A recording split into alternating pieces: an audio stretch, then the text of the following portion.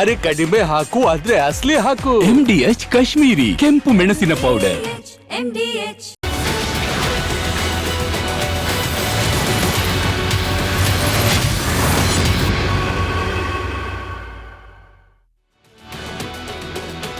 ನಮಸ್ಕಾರ, ಕರ್ನಾಟಕ ಪ್ರೈಮ್ ಟೈಮ್ಗೆ ಸ್ವಾಗತ. ನಾನು ಶ್ರೀಪಾದ್ ಪಾಟೀಲ್. ಇವತ್ತಿನ ಪ್ರೈಮ್ ಟೈಮಲ್ಲಿ ತಮಗೆಲ್ಲ ಗೊತ್ತಿರುವ ಹಾಗೆ ಸಿದ್ದರಾಮಯ್ಯ ಹೊಸ ಚರಿತ್ರೆಯನ್ನ ಬರಿತಾ ಇದ್ದಾರೆ. ರೆಕಾರ್ಡ್ ರಾಮಯ್ಯ ಆಗ್ತಾ ಇದ್ದಾರೆ. ದೇವರಾಜು ಅರಸು ಅವರ ದಾಖಲೆಯನ್ನ ಸರಿಗಟ್ಟಿ ನಾಳೆಯಿಂದ ಮೊದಲಿಗರಾಗ್ತಾ ಇದ್ದಾರೆ. ಸಿದ್ದರಾಮಯ್ಯ ಅವರು ಈ ದಾಖಲೆಯನ್ನ ಬರಿತಾ ಇದ್ದಂತೆ ಶುಭಾಶಯಗಳ ಮಹಾಪೂರ ಹರಿದು ಬರ್ತಾ ಇದೆ. ಅದರ ಜೊತೆಯಲ್ಲೇ ಆರೋಪಗಳ ಮಹಾಪೂರ ಕೂಡ. ನೀವು ಎಷ್ಟು ದಿನ ಇದ್ರೆ ಏನು ಬಂತು ಭಾಗ್ಯ, ಯಾರಿಗೆ ಹಿತ ಬಯಸಿದಿರಿ, ಎಷ್ಟು ಅಭಿವೃದ್ಧಿ ಮಾಡಿದ್ದೀರಿ ಅಂತ ವಿಪಕ್ಷದವರು ಪ್ರಶ್ನೆ ಮಾಡ್ತಾ ಇದ್ರೆ, ಅಹಿಂದ ನಾಯಕ, ಭಾಗ್ಯಗಳ ಸರದಾರ, ಎಲ್ಲ ರೀತಿಯಿಂದಲೂ ಕೂಡ ರಾಜ್ಯದ ಹಿತವನ್ನ ಕಾಪಾಡಿದ ಸಿದ್ದರಾಮಯ್ಯ ಅವರು ಹೊಸ ದಾಖಲೆಯನ್ನು ಬರಿತಾ ಇದ್ದಾರೆ. ಅಂತ ಚಕ್ರಾಧಿಪತಿಯ ಅಹಿಂದ ನಾಯಕರಿಗೆ ಶುಭವಾಗಲಿ ಅನ್ನುವಂಥ ಮಾತುಗಳು ಕೂಡ ಕೇಳಿ ಬರ್ತಾ ಇದೆ. ಇದರ ಮಧ್ಯೆ ಯಾವಾಗ ಈ ರೆಕಾರ್ಡನ್ನು ಬ್ರೇಕ್ ಮಾಡಿದ್ರು ಸಿದ್ದರಾಮಯ್ಯ ಅವರು, ಸಾಕಿನ್ನು ಪಟ್ಟ ಬಿಟ್ಟುಕೊಡ್ಲಿ ಅಂತ DK ಶಿವಣ್ಣದವರು ಮತ್ತೆ ಎದ್ದು ಕೂತಿದ್ದಾರೆ. ದಾಖಲೆ ಮುರಿದ್ರಲ್ವಾ, DK ಶಿವಕುಮಾರ್ ಅವರಿಗೆ ಚೇರನ್ನು ಬಿಟ್ಟುಕೊಡ್ಲಿ ಅಂತ DK ಶಿವಣ್ಣ ಮತ್ತೆ ಇವತ್ತಿಂದ ಹೊಸ ಆಟ ಶುರು ಇಟ್ಕೊಂಡಿದೆ. ಇದರ ಮಧ್ಯೆ ಬಳ್ಳಾರಿ ರಕ್ತ ರಾಜಕೀಯಕ್ಕೆ DK ಶಿವಕುಮಾರ್ ಅವರ ಎಂಟ್ರಿ ಆಗಿದೆ. ಎಲ್ಲವನ್ನ ನೋಡೋಣ. ಅದಕ್ಕಿಂತ ಮುಂಚೆ ಈ ಕ್ಷಣದ ಹೆಡ್ಲೈನ್ಸ್.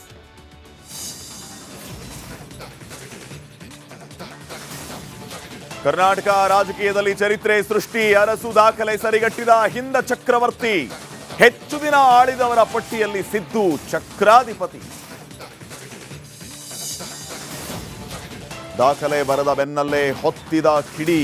2028ರವರೆಗೂ ಸಿದ್ದು ಸಿಎಂ ಎಂದ ರಾಯರೆಡ್ಡಿ. ಸಾಕು ಪಟ್ಟ ಬಿಡ್ಲಿ ಎಂದು ಬಾಲಕೃಷ್ಣ ಸಿಡಿಮಿಡಿ. ರಾಜಕೀಯದ ಕಿಡಿಗೆ ಹೊತ್ತಿ ಉರಿದ ಬಳ್ಳಾರಿ. ಗಣಿನಾಡು ಅಖಾಡಕ್ಕೆ DKಶಿ ಎಂಟ್ರಿ. ರೆಡ್ಡಿ ಶ್ರೀರಾಮುಲು ವಿರುದ್ಧ ಬಂಡೆ ಸವಾರಿ. ಕೋಗಿಲು ಲೇಔಟ್ನಲ್ಲಿ ದಾಖಲೆ ಪರಿಶೀಲನೆ. ಅರ್ಹರಿಗೆ ಮಾತ್ರವೇ ಸಿದ್ದು ಸರ್ಕಾರದ ಮನೆ. 35 ಕುಟುಂಬಕ್ಕಷ್ಟೇ ಸಿಗಲಿದೆ ಮನೆ. ವೆನೆಜುವೆಲಾಗೆ ಹೊಸ ಅಧ್ಯಕ್ಷೆ ಆಯ್ಕೆ. ನಮ್ಮ ಮಾತು ಕೇಳಬೇಕು ಎಂದು ಟ್ರಂಪ್ ಎಚ್ಚರಿಕೆ. ದೊಡ್ಡಣ್ಣನ ನಡೆಗೆ ವಿಶ್ವನಾಯಕರ ಟೀಕೆ.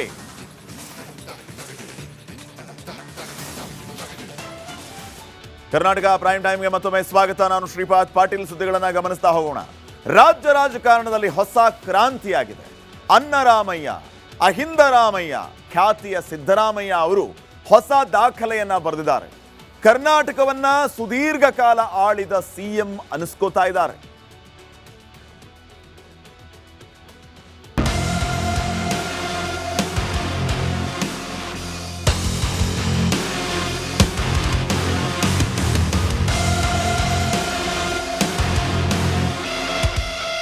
ಕರ್ನಾಟಕದ ಇತಿಹಾಸದಲ್ಲೇ ಅತಿ ಹೆಚ್ಚು ಕಾಲ ಮುಖ್ಯಮಂತ್ರಿಯಾಗಿ ಸಿದ್ದರಾಮಯ್ಯ ದಾಖಲೆ ಬರೆದಿದ್ದಾರೆ.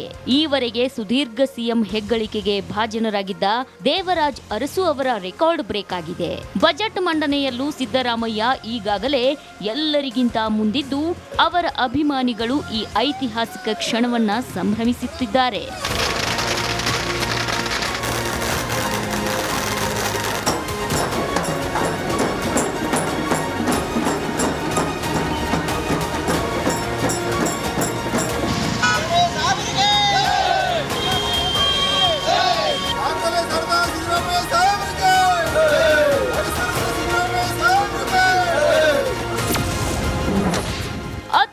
ಅವಧಿಗೆ ರಾಜ್ಯದ ಸಿಎಂ ದಾಖಲೆ ಬ್ರೇಕ್.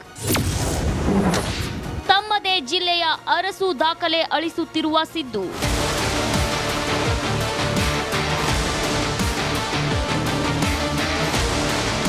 ಸಿದ್ದರಾಮಯ್ಯ ಅಹಿಂದ ಕೋಟೆ ಕಟ್ಟಿ ಚಕ್ರಾಧಿಪತಿಯಾದ ಚಕ್ರವರ್ತಿ. ಕಾಂಗ್ರೆಸ್ ಅನ್ನ ಪುನರುತ್ಥಾನ ಮಾಡಿದ ಚಾಣಕ್ಯ ನಾಯಕ. ಕರ್ನಾಟಕದಲ್ಲಿ ಸಿದ್ದು ಇಲ್ಲದ ರಾಜಕೀಯ ಚರಿತ್ರೆ ಅಪೂರ್ಣ ಅನ್ನುವಷ್ಟರ ಮಟ್ಟಿಗೆ ಆಳವಾಗಿ ಛಾಪು ಮೂಡಿಸಿದ ಚಲದಂಕಮಲ್ಲ. ಸಿದ್ದರಾಮಯ್ಯ ಜಪಿಸಿದ ಜನಪರ ಆಡಳಿತ, ಸಮರ್ಥ ನಾಯಕತ್ವ ಅಸಂಖ್ಯ ದೀನರ ಬದುಕಿಗೆ ಭರವಸೆಯ ಧಾರೆ ಎರೆದಿದೆ. ಭಾಗ್ಯಗಳ ಒಡೆಯ ಸಿದ್ದರಾಮಯ್ಯ ಇಂದಿಗೆ ರಾಜ್ಯದಲ್ಲಿ ಹೊಸ ದಾಖಲೆ ಬರೆದಿದ್ದಾರೆ. ನನಗೂ ಅವ್ರಿಗೂ ಕಂಪ್ಯಾರಿಸನ್ ಇಲ್ಲ. No comparison between me and Devaraj Urs. ಸನ್ನಿವೇಶ ಬಂತು, ನಾನು ದೀರ್ಘಕಾಲ ಮುಖ್ಯಮಂತ್ರಿ ಆಗಿದ್ದೀನಿ, ಜನರ ಆಶೀರ್ವಾದ ಇತ್ತು, ಜನರ ಆಶೀರ್ವಾದದಿಂದ ಇಲ್ಲಿವರೆಗೂ ಬಂದಿದ್ದೀನಿ. ಉಳುವವನೇ ಹೊಲದೊಡೆಯ. ಇದು ಅರಸು ಬಿತ್ತಿದ ಕ್ರಾಂತಿಕಾರಿ ಬೀಜ. ಕರ್ನಾಟಕದಲ್ಲಿ ಬಿತ್ತನೆ ಆದ ಈ ಬೀಜ ಹೊನ್ನ ಕಳಸದಂತೆ ಫಲ ನೀಡಿದ ಕಿರೀಟಪ್ರಾಯದ ಯೋಜನೆ. ಕಾನೂನಿನ ಮೂಲಕ ಭೂಮಿ ಮರುಹಂಚಿಕೆ, ಸಾಮಾಜಿಕ ಬದಲಾವಣೆ ಕ್ರಾಂತಿಯ ಹೆಜ್ಜೆ ಇಟ್ಟಿದ್ದು ಇತಿಹಾಸ. ಅದೇ ದಿಕ್ಕಿನಲ್ಲಿ ರಾಜಕೀಯ ಅರಸಿದ ಸಿದ್ದರಾಮಯ್ಯ ಭೂಮಿಗಿಂತ ಹೆಚ್ಚಾಗಿ ಸರ್ಕಾರದ ಸಂಪನ್ಮೂಲಗಳನ್ನು ನೇರವಾಗಿ ಜನರಿಗೆ ತಲುಪಿಸುವ ಗ್ಯಾರಂಟಿಗಳ ಹರಿಕಾರ. ಹಾಲಿ ಸಿಎಂ ಸಿದ್ದರಾಮಯ್ಯನವರು ಮಾಜಿ ಸಿಎಂ ದೇವರಾಜ್ ಅರಸು ದಾಖಲೆ ಸರಿಗಟ್ಟಿದ್ದಾರೆ. ನಾಳೆಯಿಂದ ದೀರ್ಘಾವಧಿ ಸಿಎಂ ಆಗಿ ಹೊಸ ದಾಖಲೆ ಬರೆಯಲಿದ್ದಾರೆ. ಸಿದ್ದರಾಮಯ್ಯ ಹಾಗೂ ದೇವರಾಜ್ ಅರಸು 7 ವರ್ಷ 239 ದಿನದ ಕಾಲ ಸಿಎಂ ಆಗಿದ್ದಾರೆ.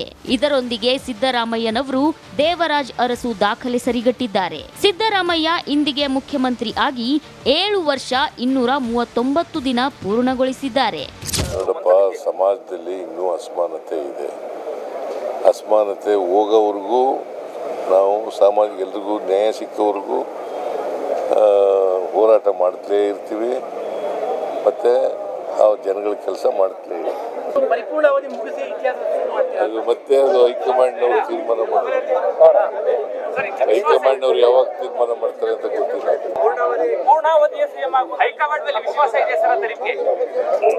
ವಿಶ್ವಾಸ ಇದೆ. ವಿಶ್ವಾಸ ಇಲ್ಲದವ್ರು ಚೀಫ್ ಮಿನಿಸ್ಟರ್ ಹೆಂಗೆ? ಅಹಿಂದ ಎಂಬ ಗುಪ್ತಗಂಗೆಯ ಮತ ಬ್ಯಾಂಕನ್ನ ಸೃಷ್ಟಿಸಿದ್ದ ಅರಸು ಆ ಪರಿಕಲ್ಪನೆಯ ಜನ್ಮದಾತ ಎನಿಸಿಕೊಂಡ್ರು. ಪ್ರಬಲ ಜಾತಿಗಳ ವಿರುದ್ಧ ಈಜಿದ ಜನ ರಾಜಕಾರಣಿಯಾಗಿ ಮಿಂಚಿದ್ರು. ಈಗ ಸಿದ್ದರಾಮಯ್ಯ ಸಹ ಅದೇ ಸಿದ್ಧಾಂತವನ್ನ ಆಧುನಿಕ ರಾಜಕಾರಣದಲ್ಲಿ ಮರುಸ್ಥಾಪಿಸಿ ಆ ವರ್ಗಗಳ ಪ್ರಶ್ನಾತೀತ ನಾಯಕರಾಗಿ ಹೊರಹೊಮ್ಮಿದ್ದು ಚರಿತ್ರೆ. ಈಗ ಅರಸು ಅವಧಿಯ ದಾಖಲೆಯನ್ನ ಸಿದ್ದರಾಮಯ್ಯ ಮುರಿದಿದ್ದಾರೆ. Bureau report, republic Kannada.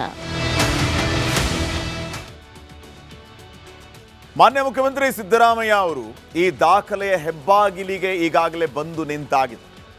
ಇವತ್ತಿಗೆ ಬರೋಬ್ಬರಿ 2792 ದಿನ ಆಯಿತು ಮುಖ್ಯಮಂತ್ರಿ ಗಾದಿಯಲ್ಲಿ ಕುಳಿತು. ಎರಡೂ ಅವಧಿಯನ್ನು ಸೇರಿಸಿ ಹೇಳ್ತಾ ಇದ್ದೀನಿ. 2023ರಿಂದ ಈ ದಿನದ ಅವಧಿ 1, 2013ರಲ್ಲಿ ಸಂಪೂರ್ಣ 5 ವರ್ಷ. ಸೊ ಟೋಟಲ್ ಆಗಿ 2792 ದಿನ. ಇದನ್ನು ಇಯರ್ಲಿ ನಾವು ಕನ್ವರ್ಟ್ ಮಾಡಿದರೆ 7 ವರ್ಷ 239 ದಿನ. ದಿನಗಳಲ್ಲಿ ಕನ್ವರ್ಟ್ ಮಾಡಿದರೆ 2792 ದಿನ ಇವತ್ತಿಗಾಯ್ತು. ದೇವರಾಜ್ ಅರಸ್ ಅವರು ಕೂಡ 2792 ದಿನಗಳ ಕಾಲ ಮುಖ್ಯಮಂತ್ರಿ ಆಗಿದ್ದವರು. Longest serving chief minister of Karnataka ಅಂತ ನಾವು ಸರ್ಚ್ ಮಾಡಿದರೆ ದಾಖಲೆಯಲ್ಲಿ ಇದ್ದದ್ದು ಇಷ್ಟು ದಿನಗಳ ಕಾಲ. ಇವತ್ತು ಕೂಡ ದೇವರಾಜ್ ಅರಸ್ ಅವರ ಹೆಸರೇ. ನಾಳೆಯಿಂದ ಅಲ್ಲಿ ಮೊದಲ ಸ್ಥಾನದಲ್ಲಿ ಬರುವಂಥದ್ದು ಸಿಎಂ ಸಿದ್ದರಾಮಯ್ಯ ಅವರು. ಕಾರಣ ನಾಳೆಗೆ 2793 ದಿನ ಆಗುತ್ತೆ ಅಹಿಂದ ಚಕ್ರಾಧಿಪತಿ ಸಿದ್ದರಾಮಯ್ಯ ಅವರು ಸಿಎಂ ಗಾದಿಯಲ್ಲಿ ಕುಳಿತು. ದೇವರಾಜ್ ಅರಸು ಸಿದ್ದರಾಮಯ್ಯ ಅವರು ಅತಿ ಹೆಚ್ಚು ಅವಧಿಗೆ ರಾಜ್ಯದ ಮುಖ್ಯಮಂತ್ರಿ ದಾಖಲೆಯನ್ನ ಬರೆದಂಥವರು, ಆ ದಾಖಲೆಯನ್ನ ಬ್ರೇಕ್ ಮಾಡ್ತಾ ಇರುವಂಥವರು ಅಥವಾ ಸರಿಗಟ್ತಾ ಇರುವಂಥವರು ಸಿಎಂ ಸಿದ್ದರಾಮಯ್ಯ ಅವರು. ತಮ್ಮದೇ ತವರು ಜಿಲ್ಲೆಯ ಅರಸು ದಾಖಲೆಯನ್ನ ಅಳಿಸಿ ಹಾಕ್ತಿದ್ದಾರೆ ಸಿದ್ದರಾಮಯ್ಯ ಅವರು. 20 ಮಾರ್ಚ್ 1972ರಿಂದ 12 ಜನವರಿ 1980ರವರೆಗೆ ಅರಸು ನಮ್ಮ ರಾಜ್ಯವನ್ನ ಆಳಿದರು. ಒಟ್ಟು 7 ವರ್ಷ 239 ದಿನಗಳ ಕಾಲ ನಿರಂತರ ಅವಧಿಗೆ ಸಿಎಂ ಆಗಿದ್ದವರು ದೇವರಾಜ್ ಅರಸು ಅವರು. ಸಾಮಾಜಿಕ ಬದಲಾವಣೆಯ ಹರಿಕಾರ ಅಂತ ಕರೀತಾರೆ ದೇವರಾಜ್ ಅರಸ್ ಅವರನ್ನ. ಇನ್ನೊಂದು ಬಹಳ ಮುಖ್ಯವಾದಂಥ ವಿಚಾರ, ಅರಸು ಸಮುದಾಯದ ಸಂಖ್ಯೆ ಬಹಳ ಕಡಿಮೆ ಇದ್ದ ಸಮುದಾಯದಿಂದ ಬಂದಂತಹ ದೇವರಾಜು ಅರಸು ಅವರು ನಮ್ಮ ರಾಜ್ಯವನ್ನ ಹೆಚ್ಚು ದಿನಗಳ ಕಾಲ ಆಳಿದಂತಹ ಹೆಗ್ಗಳಿಕೆ ಅರಸು ಅವರಿಗೆ ಸಲ್ಲುತ್ತೆ. 2 ಪ್ರತ್ಯೇಕ ಅವಧಿಯಲ್ಲಿ ಸಿದ್ದರಾಮಯ್ಯ ಈಗ ಮೈಲಿಗಲ್ಲನ್ನ ಸ್ಥಾಪಿಸ್ತಾ ಇದ್ದಾರೆ. 2013ರ ಮೇ 13, 17 ಮೇ 2018ರವರೆಗೆ 5 ವರ್ಷ ಆಡಳಿತವನ್ನ ಫಸ್ಟ್ ಪೀರಿಯಡ್ ಅಲ್ಲಿ ಮಾಡಿದರು. 5 ವರ್ಷ ವಿರಾಮ ಪಡೆದು ಮತ್ತೆ ಅಧಿಕಾರಕ್ಕೇರಿದರು ಸಿದ್ದರಾಮಯ್ಯ ಅವರು. 20ನೇ ಮೇ 2023ರಿಂದ ಸಿದ್ದರಾಮಯ್ಯ ಅವಧಿ ಮುಂದುವರಿತಾ ಇದೆ. ಇನ್ನು ಎಸ್ ನಿಜಲಿಂಗಪ್ಪ ಅವರನ್ನು ಮರೆಯುವಂತಿಲ್ಲ ನಾವು.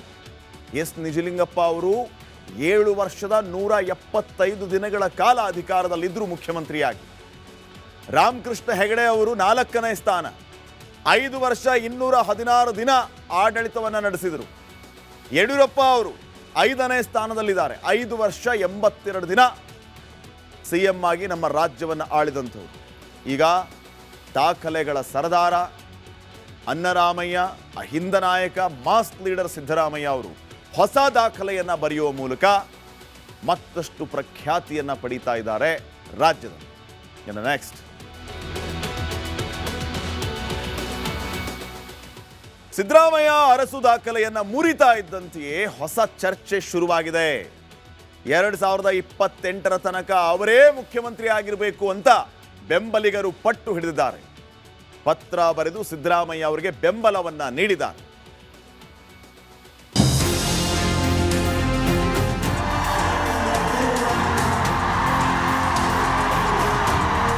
ಅತಿ ಹೆಚ್ಚು ಅವಧಿ ರಾಜ್ಯದ ಮುಖ್ಯಮಂತ್ರಿಯ ದಾಖಲೆ ಇಂದು ಬ್ರೇಕ್ ಆಗಿದೆ. ತಮ್ಮದೇ ತವರು ಜಿಲ್ಲೆಯ ದಿವಂಗತ ರಾಜಶೇಖರ್ ಅರಸು ದಾಖಲೆಯನ್ನ 40 ವರ್ಷಗಳ ಬಳಿಕ ಸಿದ್ದರಾಮಯ್ಯ ತಮ್ಮದಾಗಿಸಿದ್ದಾರೆ.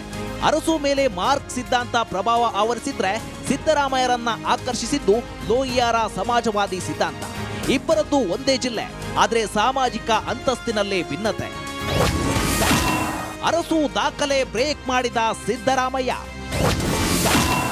ಆದ್ರೂ ಜೋರಾಯ್ತು 5 ವರ್ಷ CM ರಾಜಕೀಯ.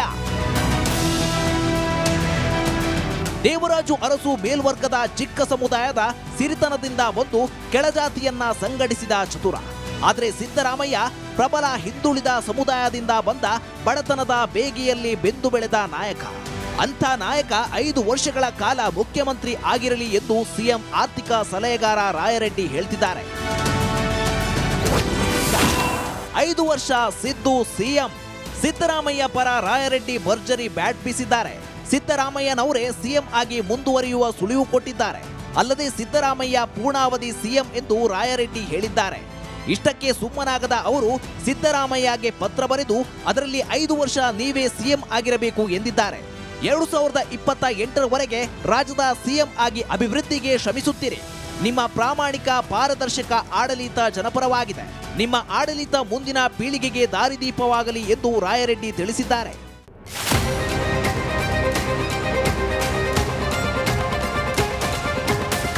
ಒಬ್ಬ ಹಿಂದುಳಿದ ನಾಯಕರು, ಶ್ರೇಷ್ಠ ನಾಯಕರು ದೇವರಾಜ ಅರಸು ಅವರು ಈ ನಾಡಿಗೆ ಸೇವೆಯನ್ನು ಮಾಡಿದಂಥವರು, ನಮ್ಮೆಲ್ಲರ ಹೆಮ್ಮೆಯ ನಾಯಕರು ಹೊತ್ತು.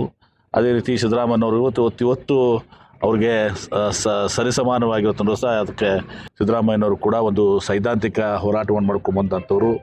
ಇವತ್ತು ಕೃಷಿಕರಾಗಿ ಜನಿಸಿ ಇವತ್ತು ಭಾಳಷ್ಟು ಹಿಂದುಳಿದ ಅಲ್ಪಸಂಖ್ಯಾತ ದಲಿತರು, ಬಡವರ ಬಗ್ಗೆ ಮತ್ತು ರೈತರ ಬಗ್ಗೆ ಒಂದು ಅಪಾರವಾದಂಥ ಕಾಳಜಿಯನ್ನು, ಬದ್ಧತೆಯನ್ನು ಹೊಂದಿದಂಥ ಒಬ್ಬ ಸಮಾಜವಾದಿ ಹಿನ್ನೆಲೆಯಿಂದ ಬಂದಂಥ ನಾಯಕರು. ಅವರು ನಮ್ಮ ಕಾಂಗ್ರೆಸ್ ಪಕ್ಷಕ್ಕೆ ಬಂದ ಮೇಲೆ ನಮ್ಮ ಕಾಂಗ್ರೆಸ್ ಪಕ್ಷ ಅವ್ರನ್ನ ಗುರುತಿಸಿ 2 ಬಾರಿ ಅವ್ರನ್ನ ಮುಖ್ಯಮಂತ್ರಿಯಾಗಿ ಶ್ರೀಮತಿ ಸೋನಿಯಾ ಗಾಂಧಿಯವರು, ರಾಹುಲ್ ಗಾಂಧಿಯವರು, ಮಲ್ಲಿಕಾರ್ಜುನ ಖರ್ಗೆ ಅವರು ಮಾಡಿದ್ದಾರೆ. ಕರ್ನಾಟಕದ ರಾಜಕೀಯದಲ್ಲಿ ದಶಕಗಳಿಂದ ಇದ್ದ ಲಿಂಗಾಯತ ಮತ್ತು ಒಕ್ಕಲಿಗ ಸಮುದಾಯಗಳ ಪ್ರಾಬಲ್ಯ ಮುರಿದು ಹಿಂದುಳಿದ ವರ್ಗಗಳ ಒಕ್ಕೂಟದ ಮೂಲಕ ಅಧಿಕಾರ ಹಿಡಿದ ಸಾಧಕರು ಅಂದ್ರೆ ಅರಸು ಸಿದ್ದರಾಮಯ್ಯ. ಆದ್ರೆ ಅರಸು ಸಿದ್ಧಾಂತದ ಉತ್ತರಾಧಿಕಾರಿಯಾಗಿ ಸಿದ್ದರಾಮಯ್ಯ ಕಾಣಿಸಿಕೊಂಡ್ರು ಆಡಳಿತ ವೈಖರಿ ಮತ್ತು ಆರ್ಥಿಕ ಯೋಜನೆಗಳು ಇಂದಿನ ಕಾಲಘಟ್ಟಕ್ಕೆ ತಕ್ಕಂತೆ ಭಿನ್ನವಾಗಿರುವುದಂತೂ ಸತ್ಯ. Bureau report, republic Kannada. ನಾಳೆಯಂತೂ ಹೊಸ ದಾಖಲೆಯನ್ನ ಸೃಷ್ಟಿ ಮಾಡಿಯೇ ಮಾಡ್ತಾರೆ CM ಸಿದ್ದರಾಮಯ್ಯ. ಅದರಲ್ಲಿ ಯಾವುದೇ ರೀತಿಯ ಅನುಮಾನ ಇಲ್ಲ. ಏನು ರಾತ್ರೋರಾತ್ರಿ ಚೇಂಜ್ ಆಗಿಬಿಡ್ತಾರಾ? CM ಯಾರಾದರೂ ಬದಲಾಗ್ಬಿಡ್ತಾರಾ? ನಾಳೆ ಚೇಂಜ್ ಆಗಲ್ಲ. CM ಸಿದ್ದರಾಮಯ್ಯವರು ಹೊಸ ದಾಖಲೆ ಬರೀತಾರೆ. ಹಿಂದುಳಿದ ವರ್ಗಗಳ ಪರ ಧ್ವನಿ ಎತ್ತಿದ್ದು ಈ ಹಿಂದೆ ದೇವರಾಜ ಅರಸು ಅವರು, ಅಹಿಂದ ನಾಯಕ. ಅರಸು ಸುದೀರ್ಘ ಅವಧಿಗೆ ಕರ್ನಾಟಕದ CM ಆಗಿದ್ರು. ಇದೇ ಅಹಿಂದ ಅಸ್ತ್ರ, ರಕ್ಷಾ ಕವಚವನ್ನು ಬಳಸಿಕೊಂಡು ಸಿದ್ದರಾಮಯ್ಯ ಅವರು ಕೂಡ ಈಗ ಆ ಹಾದಿಯಲ್ಲೇ ತಲುಪಿ ಯಶಸ್ಸನ್ನ ತಮ್ಮದಾಗಿಸಿಕೊಂಡಿದ್ದಾರೆ. 2 ಅವಧಿಗೆ CM ಆಗಿ ಸೇವೆ ಸಲ್ಲಿಸಿದ್ದು ದೇವರಾಜ ಅರಸು ಅವರು. ದೇವರಾಜ ಅರಸು ದಾಖಲೆಯನ್ನ ಮುರಿತಾ ಇರೋದು CM ಸಿದ್ದರಾಮಯ್ಯ ಅವರು. ಇಷ್ಟೆಲ್ಲ ಆದಮೇಲೆ ಮಾಸ್ ಲೀಡರ್ ಅಂತ ಕರೆಸ್ಕೊಂಡಿರುವಂಥವ್ರು, ಅಹಿಂದ ನಾಯಕ ಅಂತ ಕರೆಸ್ಕೊಂಡವರು, ಅಹಿಂದ ಕೋಟೆಯನ್ನ ಭೇದಿಸೋದಕ್ಕೆ ಯಾರಿಂದಲೂ ಸಾಧ್ಯವಿಲ್ಲ ಅಂತ ಈಗಾಗಲೇ ಘಂಟಾಘೋಷವಾಗಿ ಕಾಂಗ್ರೆಸ್ ನಾಯಕರು ಹೇಳಿಕೊಂಡು ಓಡಾಡ್ತಾ ಇರುವಾಗ ಸಿದ್ದರಾಮಯ್ಯ ಅವ್ರನ್ನ ಕೆಳಗಿಳಿಸಿ ಅಂತ ಹೇಳೋರು ಯಾರು? ಸಿದ್ದರಾಮಯ್ಯ ಅವ್ರನ್ನ ಕೂಡಲೇ ಕೆಳಗಿಳಿಸಬೇಕು ಅಂತ ಹೇಳೋರು ಯಾರು? ಸಿದ್ದರಾಮಯ್ಯ ಅವ್ರನ್ನ ಟಚ್ ಮಾಡೋದಕ್ಕೂ ಸಾಧ್ಯ ಇಲ್ಲ. CM Siddaramaiah mass leader, AHINDA leader. CM Siddaramaiah ಸುಲಭವಾಗಿ ಪಟ್ಟ ಬಿಡೋದಿಲ್ಲ, ಹೈಕಮಾಂಡ್ ಅವ್ರಿಗೆ ಹೇಳೋದು ಇಲ್ಲ ಕೆಳಗಡೆ ಇಡೀರಿ ಅಂತ. ಸಿದ್ದರಾಮಯ್ಯ ಅವ್ರನ್ನ ಕೆಳಗಿಳಿಸಿ ಸಿಎಂ ಚೇರನ್ನ ಮತ್ತೊಬ್ಬರಿಗೆ ಕೊಡೋದು ಅಥವಾ ಸಿಎಂ ಚೇರನ್ನ ದಕ್ಕಿಸಿಕೊಳ್ಳುವಷ್ಟು ಹೈಕಮಾಂಡ್ಗೆ ಶಕ್ತಿ ಅಂತೂ ಖಂಡಿತ ಇಲ್ಲ. ಹೇಳ್ಬಿಡ್ಲಿ ನೋಡೋಣ, ಹೈಕಮಾಂಡ್ ಹೇಳ್ಬಿಡ್ಲಿ. ಆಯ್ತು, ಇವ್ರು ಹೇಳ್ತಾರೆ ನಮ್ದು ಶಿಸ್ತಿನ ಪಾರ್ಟಿ, ಹೈಕಮಾಂಡ್ ಮಾತನ್ನ ನಾವು ಶಿರಸಾ ಪಾಲಿಸ್ತೀವಿ ಅಂತ. ಹೈಕಮಾಂಡ್ಗೂ ಧೈರ್ಯ ಇಲ್ಲ ಸಿದ್ದರಾಮಯ್ಯ ಅವರೇ ಚೇರ್ ಬಿಟ್ಕೊಡಿ ಅಂತ ಹೇಳಕ್ಕೆ. ಹೇಳಿದರೆ ಮುಂದಾಗುವಂತ ಪರಿಣಾಮಗಳು ಏನು ಅಂತ ಹೈಕಮಾಂಡ್ಗೆ ಗೊತ್ತಿದೆ. ಯಾವುದೇ ಕಾರಣಕ್ಕೂ ಹೈಕಮಾಂಡ್ ಆ ರಿಸ್ಕ್ ತಗೊಳ್ಳಲ್ಲ. ಟಗರು ಗುಮ್ಮಿದರೆ ಕಾಂಗ್ರೆಸ್ ಪಾರ್ಟಿ ಇಲ್ಲಿ ತಳಕ್ಕೆ ಹೋಗುತ್ತೆ. ಹಿಂಗಾಗಿ ಆ ರಿಸ್ಕ್ ತಗೊಳ್ಳೋದು ಬೇಡ ಅಂತ ಹೇಳಿ ಹೈಕಮಾಂಡು ಸುಮ್ಮನೆ ಕೂತಿದೆ. ಮೋದಿ ಸರ್ಕಾರ ಬಂದ ಬಳಿಕ ಹೈಕಮಾಂಡ್ ಬರಬರ್ತಾ ವೀಕ್ ಆಗಿದೆ. ಸಿದ್ದರಾಮಯ್ಯ ಅವರಿಗೆ ನೇರವಾಗಿ ಹೇಳಿ ಚೇರ್ ಬಿಟ್ಕೊಡಿ ಅಂತ ಹೇಳಕ್ಕಾಗಲ್ಲ. ಅದು ಸಿದ್ದರಾಮಯ್ಯ ಅವರ ವೈಯಕ್ತಿಕ ವರ್ಚಸ್ಸು ಕೂಡ ಹೌದು, ವೈಯಕ್ತಿಕ ವರ್ಚಸ್ಸೆ. Mass leader, AHINDA leader, ಅನ್ನರಾಮಯ್ಯ, ಭಾಗ್ಯಗಳ Bhagya Vidhata ಅಂತ ಕರೆಸ್ಕೊಳ್ಳುವಂಥ ಸಿದ್ದರಾಮಯ್ಯ ಅವರು. ಈ ಸಿದ್ದರಾಮಯ್ಯ ಅವರ ಗತ್ತು ಹೈಕಮಾಂಡ್ಗೂ ಗೊತ್ತು. ಹಿಂಗಾಗಿ ಆ ರಿಸ್ಕನ್ನು ತಗೊಳ್ಳಲ್ಲ ಅನ್ನೋದು ಗೊತ್ತು. ಸಿದ್ದರಾಮಯ್ಯ ಅವ್ರನ್ನ ಟಚ್ ಮಾಡಿದ್ರೆ ಸರ್ಕಾರಕ್ಕೆ ಉಳಿಗಾಲ ಇಲ್ಲ, ಬಿಟ್ಕೊಡಿ ಅಂತ ಸ್ವಾಭಾವಿಕವಾಗಿ ಸುಲಭವಾಗಿ ಸೂಕ್ಷ್ಮವಾಗಿ ಹೇಳಿದ್ರು ಕೂಡ ಸುತ್ತ ಇರುವಂತಹ ಕೋಟೆ ಇದೆಯಲ್ಲ, ರಕ್ಷಾ ಕವಚ ಇದೆಯಲ್ಲ, ಸಾಹೇಬ್ರೆ ಯಾವುದೇ ಕಾರಣಕ್ಕೂ ಬಿಟ್ಕೊಡ್ಬೇಡಿ, ನೀವು ನೋಡೋಣ ಅದೇನಾಗುತ್ತೆ ಅಂತ ಹೇಳ್ತಾರೆ. ಆವಾಗ ಸಿದ್ದರಾಮಯ್ಯ ಅವರು ಈಗಾಗಲೇ ಹೇಳ್ಬಿಟ್ಟಿದ್ದಾರೆ, ಹೈಕಮಾಂಡ್ ಹೇಳಿರಿ ಬಿಟ್ಕೊಡ್ತೀನಿ ಅಂತ. ಹೈಕಮಾಂಡ್ ಹೇಳ್ಬೇಕಲ್ಲ ಇವರಿಗೆ. ಸಿದ್ದರಾಮಯ್ಯ ಅವ್ರನ್ನ ಟಚ್ ಮಾಡಿದ್ರೆ ಅಹಿಂದ ವರ್ಗ ಛಿದ್ರ ಆಗುತ್ತೆ, ಅಹಿಂದ ವರ್ಗ ಮುನಿಸಿಕೊಳ್ಳುತ್ತೆ ಕಾಂಗ್ರೆಸ್ನ ವಿರುದ್ಧ. ಅವ್ರನ್ನ ಸಮಾಧಾನ ಮಾಡೋದು ಹೇಗೆ? ಸಿದ್ದರಾಮಯ್ಯ ಅಹಿಂದ ವರ್ಗದ ಪ್ರಶ್ನಾತೀತ ನಾಯಕ, ಅದರಲ್ಲಿ ನೋ ಡೌಟ್. ಕುರುಬ, ಮುಸ್ಲಿಂ, ಶೋಷಿತ ಸಮುದಾಯಗಳು ನಮಗೆ ಸಿದ್ದರಾಮಯ್ಯ ಬೇಕು ಅಂತಾರೆ. ಹಿಂದುಳಿದ ವರ್ಗಗಳು ಸಿದ್ದರಾಮಯ್ಯ ಪರವಾಗಿಯೇ ಇದೆ. ಸಿದ್ದರಾಮಯ್ಯ ಅವರು ಈಗಲ್ಲ 2028ಕ್ಕೂ ಅವರೇ ಬೇಕು ಅಂತ ಹೇಳ್ತಾರೆ. ಸಿದ್ದರಾಮಯ್ಯ ಅವ್ರನ್ನ ಈಗೇನಾದರೂ ಬದಲಿಸಿದರೆ 2028ರಲ್ಲಿ ಅಲ್ಲ, ಶಾಶ್ವತವಾಗಿ ಹೊಡೆತ ಬಿದ್ದರೂ ಬೀಳಬಹುದು ಅನ್ನುವಂಥ ಲೆಕ್ಕಾಚಾರ ಇದೆ. ಈ ಹಿಂದಿನ ಉದಾಹರಣೆಗಳನ್ನು ನಾವು ಗಮನಿಸಬಹುದು. ವೀರೇಂದ್ರ ಪಾಟೀಲ್ ಅವರನ್ನ ಸಿಎಂ ಚೇರಿಂದ ಕೆಳಗಿಳಿಸಿದ್ದು ಇದೇ ಕಾಂಗ್ರೆಸ್. ಮುಂದೆ ಏನಾಯ್ತು? ಅವರನ್ನ ಒಂದೇ ಒಂದು ವರ್ಷದಲ್ಲಿ ಏರ್ಪೋರ್ಟ್ ಅಲ್ಲಿ ಆದಂತಹ ಆ ಘಟನೆ ಹಿಂಗ್ ಬರೋದ್ರೊಳಗೆ ಸಿಎಂ ಚೇರ್ ಚೇಂಜ್ ಆಗ್ಬಿಡುತ್ತೆ. ರಾಜೀವ್ ಗಾಂಧಿ ಅವತ್ತು ಆದಂತಹ ಆ ಒಂದು ಬದಲಾವಣೆ ಕಾಂಗ್ರೆಸ್ಗೆ ದೊಡ್ಡ ಪೆಟ್ಟನ್ನ ಕೊಡುತ್ತೆ. ಹೀನಾಯ ಬೀಳ್ಕೊಡುಗೆ ಬೆನ್ನಲ್ಲೇ ಲಿಂಗಾಯತ ಸಮುದಾಯ, ಪ್ರಬಲ ಸಮುದಾಯ ಕೆರಳಿತು ಕಾಂಗ್ರೆಸ್ನ ವಿರುದ್ಧ. ಅವತ್ತು ದೂರ ಆದವರು ಇವತ್ತಿಗೂ ಕೂಡ ಕಾಂಗ್ರೆಸ್ ಜೊತೆ ಬಂದಿಲ್ಲ, ಅಷ್ಟಕ್ಕಷ್ಟೇ ಇದೆ. ಆ ತಪ್ಪು ಮಾಡೋದಕ್ಕೆ ಕಾಂಗ್ರೆಸ್ ಹೈಕಮಾಂಡ್ ಈಗ ತಯಾರಿಲ್ಲ. ಅಹಿಂದ ವರ್ಗವನ್ನ ಎದುರಾಕೊಂಡ್ರೆ ಈ ಹಿಂದೆ ವೀರೇಂದ್ರ ಪಾಟೀಲ್ ಅವರನ್ನ ಕೆಳಗಿಳಿಸಿದಾಗ ಆದಂಥ ಪೆಟ್ಟನ್ನ ಮತ್ತೆ ನಾವು ತಗೊಳ್ಳೋದು ಬೇಡ ಅಂತ. ಇದೇ ಕಾರಣಕ್ಕೆ 2028 ತನಕ ಸಿದ್ದರಾಮಯ್ಯ ಅವರ ಸಿಎಂ ಚೇರ್ ಗಟ್ಟಿ. 2028ಕ್ಕೆ ಮತ್ತೆ ಹೈಕಮಾಂಡ್ ಬಯಸಿದ್ರೆ, ಮತ್ತೆ ಜನ ಬಯಸಿದ್ರೆ ನಾನೇ ಸಿಎಂ ಆಗಿ ಕೂರ್ತೀನಿ, ಏನ್ ತಪ್ಪು ಅನ್ನೋ ದಾಟಿಯಲ್ಲಿ ಸಿದ್ದರಾಮಯ್ಯ ಅವರು ಮಾತಾಡ್ತಾ ಇದ್ದಾರೆ. ಆಗ್ಲೂ ಡಿ.ಕೆ. ಶಿವಕುಮಾರ್ ಅವ್ರಿಗೆ ಅಥವಾ ಬೇರೆಯವರು ಸ್ಟ್ರಾಂಗ್ ಆಗಿ ಕ್ಲೇಮ್ ಮಾಡುವಂಥ ಆಸ್ಪಿರೆಂಟ್ಸ್ ಅವ್ರಿಗೂ ಗಗನ ಕುಸುಮ ಆಗ್ಬೋದು ಸಿಎಂ ಚೇರ್, ಯಾರಿಗೊತ್ತು. ಸೊ ಈಗ ಸದ್ಯ ಸಿಎಂ ಚೇರ್, ಸಿದ್ದರಾಮಯ್ಯ ಅವರ ಚೇರ್ ಗಟ್ಟಿ. ನೆಕ್ಸ್ಟ್ ಡಿ.ಕೆ. ಶಿವಕುಮಾರ್ ಅವರಿಗೆ ಸಿಎಂ ಆಗಬೇಕು ಅನ್ನೋದೇ ಆ ಜನ್ಮ ಆಸೆ. ಆದರೆ ಸಿದ್ದರಾಮಯ್ಯ ದಿನಕ್ಕೊಂದು ಸಿಕ್ಸರ್ ಸಿಡಿಸಿ ಕುರ್ಚಿ ಭದ್ರ ಮಾಡ್ಕೋತಾನೆ ಇದ್ದಾರೆ. ಇದೀಗ ಡಿ.ಕೆ. ಶಿವಣ್ಣ ಹೊಸ ರಾಗವನ್ನ ತೆಗೆದಿದೆ.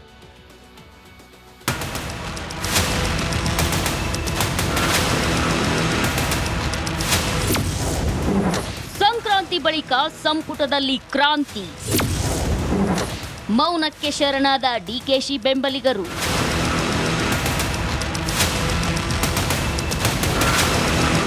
ಸರಿಯಾದ ಸರಿಯಾದ ಸಮಯಕ್ಕೆ ಬಜೆಟ್ ಮಂಡನೆಗೆ ಸಿದ್ದರಾಮಯ್ಯ ಸಜ್ಜಾಗ್ತಿದ್ರೆ ಪಂಚರಾಜ್ಯಗಳ ಚುನಾವಣೆಗಳು ಹೈಕಮಾಂಡ್ ಎದೆ ಮೇಲೆ ಬಂದು ನಿಂತಿವೆ. ಇದರ ಜೊತೆ ಹೊಸ ವರ್ಷಕ್ಕೆ ಗುಡ್ ನ್ಯೂಸ್ ಏನಾದ್ರೂ ಸಿಕ್ತೋ ಏನೋ? ಸಿದ್ದರಾಮಯ್ಯ ನಿರಾಳರಂತೆ ಕಾಣಿಸ್ತಿದ್ದಾರೆ. ಸಂಕ್ರಾಂತಿ ಬಳಿಕ ಪುನರ್ರಚನೆಗೆ ಗ್ರೀನ್ ಸಿಗ್ನಲ್ ಪಡೆಯೋ ಸಾಧ್ಯತೆ ಇದೆ. ಕ್ಯಾಬಿನೆಟ್ಗೆ ಸೇರ್ಪಡೆ ಮಾಡಿಕೊಳ್ಳಲು ಪ್ಲಾನ್. ಕುರುಕ್ಷೇತ್ರದಲ್ಲಿ ಕಳೆದ 4 ತಿಂಗಳಿನಿಂದ ನೆನೆಗುದಿಗೆ ಬಿದ್ದ ಸಂಪುಟ ಪುನರ್ರಚನೆಗೆ ಮತ್ತೆ ಜೀವ ಬಂದಿದೆ. ಸಂಪುಟ ಪುನರ್ರಚನೆಗೆ ಸಿಎಂ ಮುಹೂರ್ತ ಫಿಕ್ಸ್ ಮಾಡಿಕೊಳ್ಳಲು ಸಜ್ಜಾಗಿದ್ದಾರೆ. ಯಾರನ್ನ ಕೈ ಬಿಡಬೇಕು ಅಂತ ತೀರ್ಮಾನ ಮಾಡಿರೋ ಸಿಎಂ ಈ ಬಗ್ಗೆ ರಾಹುಲ್ ಗಾಂಧಿ ಬಳಿ ಗ್ರೀನ್ ಸಿಗ್ನಲ್ ಪಡೆಯಲು ತಯಾರಿ ನಡೆಸಿದ್ದಾರೆ. ಶುಭ ಕೋರಿ ಸುಮ್ಮನಾದ ಡಿಕೆ ಶಿವಕುಮಾರ್. ಸರ್, ಇದು ಪೂರ್ಣವಾದವರೆಗೂ ನಾನೇ ಮುಖ್ಯಮಂತ್ರಿ ಆಗಿರ್ತೀನಿ ಅನ್ನೋ ವಿಶ್ವಾಸ ಇದೆ ಅಂತ ಸಿದ್ದರಾಮಯ್ಯ ಮತ್ತೆ ಹೇಳಿದ್ದಾರೆ ಸರ್ ಮೈಸೂರಲ್ಲಿ. ಈಗ ಒಳ್ಳೇದಾಗಲಿ. I wish you all the best, good luck. Sir, high command ತೀರ್ಮಾನ ಅಂತ ಹೇಳ್ತಾ ಇದ್ರು. ಈಗ ಮತ್ತೆ ಅವ್ರಿಗೆ ಹೇಳಿಕೆ ಮತ್ತೆ ಗೊಂದಲ ಆಗೋದಿಲ್ವಾ ಅಂತ? ನೀವು ಗೊಂದಲ ಮಾಡ್ಕೊಳ್ತಾ ಇದ್ದೀರಿ. ನಮ್ಗೆ ಯಾರಿಗೂ ಗೊಂದಲ ಇಲ್ಲ, ನಿಮಗೆ ಗೊಂದಲ ಇದೆ. I wish you all the best, good luck. ಮೈಸೂರಲ್ಲಿ ಈ ಬಗ್ಗೆ ಮಾತನಾಡಿದ ಸಿಎಂ ಸಿದ್ದರಾಮಯ್ಯ ಸಂಪುಟ ಪುನರ್ರಚನೆ ಆಗಬೇಕು ಅಂತ ದಾಳ ಉರುಳಿಸಿದ್ದಾರೆ. ರಾಹುಲ್ ಗಾಂಧಿ ಜೊತೆ ಚರ್ಚಿಸಿದ್ದು ಯಾವಾಗ ಕರೆದ್ರೂ ನಾನು ಹೋಗ್ತೇನೆ ಅಂತ ಹೇಳಿದ್ದಾರೆ. ಆ ಮೂಲಕ ಡಿಕೆಶಿ ಬೆಂಬಲಿಗರ ನಿರೀಕ್ಷೆ ಮತ್ತೆ ಹುಸಿಯಾಗಿದೆ. ಮಾಡಲೇಬೇಕು. ರಾಹುಲ್ ಗಾಂಧಿ ಅವ್ರ ಜೊತೆ ಮಾತಾಡ್ತೇನೆ. ಅವ್ರು ಯಾವಾಗ ಕರೀತಾರೆ, ಜನವರಿನಲ್ಲಿ ಮಾತಾಡ್ತೀನಿ ಅಂತ ಹೇಳಿದ್ದೀನಿ. ಯಾವಾಗ ಕರೀತಾರೆ ಅವಾಗ ಹೋಗ್ತೀನಿ. ಸಿದ್ದರಾಮಯ್ಯ ಇನ್ನಾದ್ರೂ ಪಟ್ಟ ಬಿಟ್ಟು ಕೊಡಲಿ. ಸಿದ್ದರಾಮಯ್ಯನವರ ಹೆಗಲ ಮೇಲೆ ಜವಾಬ್ದಾರಿ ಜಾಸ್ತಿ ಇದೆ. ಯಾಕಂದರೆ ಕಾಂಗ್ರೆಸ್ಸು ಸಿದ್ದರಾಮಯ್ಯನವ್ರಿಗೆ ಒಳ್ಳೆ ಜವಾಬ್ದಾರಿಯನ್ನು ಕೊಟ್ಟು ಒಳ್ಳೆ ಅವಕಾಶವನ್ನು ಕೊಟ್ಟಿದೆ. ಅದನ್ನು ಮುಂದಿನ ಪೀಳಿಗೆಗೆ ಕಾಂಗ್ರೆಸ್ಸನ್ನು ಬೆಳೆಸ್ತಕ್ಕಂಥದ್ದು ಸಿದ್ದರಾಮಯ್ಯನವರು ಮಾಡಬೇಕು. ಮುಂದಿನ ಪೀಳಿಗೆಗೆ ನಾಯಕತ್ವವನ್ನು ಹುಟ್ಟಾಕ್ತಕ್ಕಂಥ ಕೆಲಸನ ಸಿದ್ದರಾಮಯ್ಯನವರು ಮಾಡಬೇಕಲ್ವ, ಅವ್ರದ್ದು ಜವಾಬ್ದಾರಿ ಇದೆ. ನಾಯಕರಾದಮೇಲೆ ಇನ್ನೊಬ್ಬ ನಾಯಕರನ್ನ ಹುಟ್ಟಾಕ್ತಕ್ಕಂಥದ್ದು ಮುಖ್ಯಮಂತ್ರಿಗಳ ಕೆಲಸ ಮಾಡ್ತಾರೆ ಅಂತ ಆತ್ಮವಿಶ್ವಾಸ ಕೂಡ ಇದೆ. ರಾಹುಲ್ ಗಾಂಧಿ ವಿದೇಶದಿಂದ ಬಂದ ನಂತರ ನಾಯಕತ್ವ ಹಸ್ತಾಂತರ ಮಾಡ್ತಾರೆ ಎನ್ನುತ್ತಿದ್ದ ಆಪ್ತರು ಈಗ ಮೌನಕ್ಕೆ ಜಾರಿದ್ದಾರೆ. ಸದ್ಯ ಹೈಕಮಾಂಡ್ ಚಿತ್ತವೆಲ್ಲ ಪಂಚರಾಜ್ಯಗಳ ಚುನಾವಣೆಯತ್ತ ನೆಟ್ಟಿದೆ. ಹೀಗಾಗಿ ರಾಜ್ಯದ ನಾಯಕತ್ವ ಗೊಂದಲಗಳ ಬಗ್ಗೆ ತಲೆಕೆಡಿಸಿಕೊಂಡಿಲ್ಲ. ಇನ್ನೊಂದು ಕಡೆ ದಾಖಲೆಯ 17ನೇ ಬಜೆಟ್ಗೆ ಸಿಎಂ ಸಿದ್ಧತೆ ಶುರು ಮಾಡಿದ್ದಾರೆ. Bureau report, republic Kannada. DCM DK Shivakumar and team silent ಆದ್ರ ಅನ್ನುವಂತಹ ಪ್ರಶ್ನೆ ಈಗ ಮೂಡ್ತಾ ಇದೆ. 12 ಜನರ ಪಟ್ಟಿಯೊಂದಿಗೆ ಸಿದ್ಧತೆಯನ್ನ ನಡೆಸಿರೋದು ಸಿಎಂ ಸಿದ್ದರಾಮಯ್ಯ. ಜನವರಿ ಅಂತ್ಯ ಇಲ್ಲವೇ ಫೆಬ್ರವರಿಯಲ್ಲಿ ಸಂಪುಟ ಪುನರ್ರಚನೆಯ ಲೆಕ್ಕಾಚಾರದಲ್ಲಿ ಸಿಎಂ ಸಿದ್ದರಾಮಯ್ಯ ಅವರಿದ್ದಾರೆ. ಸಂಪುಟ ಪುನರ್ರಚನೆ ಮಾಡಲೇಬೇಕು ಅನ್ನುವಂತಹ ಲೆಕ್ಕಾಚಾರದಲ್ಲಿ ಸಿಎಂ ಸಿದ್ದರಾಮಯ್ಯ ಅವರಿದ್ದಾರೆ. ಈಗಾಗಲೇ ರಾಹುಲ್ ಗಾಂಧಿ ಮುಂದೆ ಸಂಪುಟ ಪುನರ್ರಚನೆ ಪ್ರಸ್ತಾಪವನ್ನು ಮಾಡಿ ಆಗಿದೆ. ಸಿದ್ದರಾಮಯ್ಯ ಅವರು ಜನವರಿಯಲ್ಲಿ ಈ ಬಗ್ಗೆ ಮತ್ತೆ ಮಾತಾಡ್ತೀನಿ ಅಂತಾನೂ ಕೂಡ ಸಿದ್ದರಾಮಯ್ಯ ಅವರು ಹೇಳಿದ್ದಾರೆ. ಕಾರಣ ರಾಹುಲ್ ಗಾಂಧಿ ಅವರು ಜನವರಿಯಲ್ಲಿ ಈ ಬಗ್ಗೆ ಮಾತಾಡೋಣ ಅಂತ ಹೇಳಿದಾರಂತೆ.